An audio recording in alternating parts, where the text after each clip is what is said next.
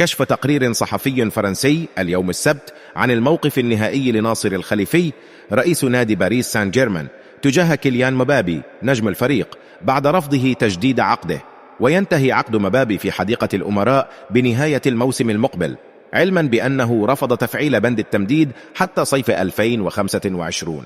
ويرغب باريس سان جيرمان في بيع الدولي الفرنسي هذا الصيف من أجل تحقيق استفادة مالية. وبحسب صحيفة لو باريزيان الفرنسية فإن الخليفي أخبر بعض المقربين منه في الأيام الماضية بأنه لا ينوي التراجع عن قراره بإبعاد مبابي عن المشاركة مع الفريق. وأكد الخليفي أنه سيواصل الضغط على مبابي لاتخاذ قرار بالتجديد أو الموافقة على الرحيل هذا الصيف.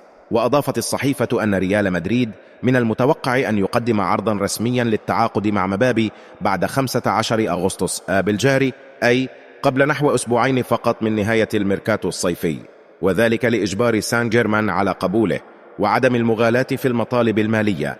ويعتبر الميرينجي الرغبة الأولى والأخيرة لمبابي سواء خلال الميركاتو الجاري أو في الصيف المقبل، وفقا للصحيفة الفرنسية.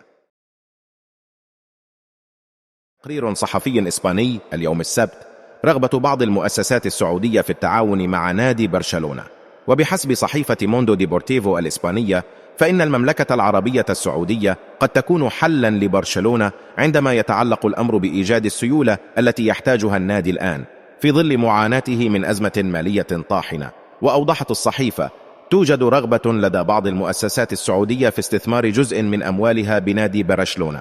وأضافت أن المؤسسات السعودية تنتظر الآن موقف برشلونة بشأن إمكانية ضخ أموال في النادي الإسباني بهدف الاستثمار. وأشارت الصحيفة إلى زيارة خوان لابورتا رئيس برشلونة للملكة العربية السعودية في يونيو حزيران الماضي، التي التقى خلالها ياسر المسحل رئيس الاتحاد السعودي لكرة القدم وبعض الشخصيات الأخرى.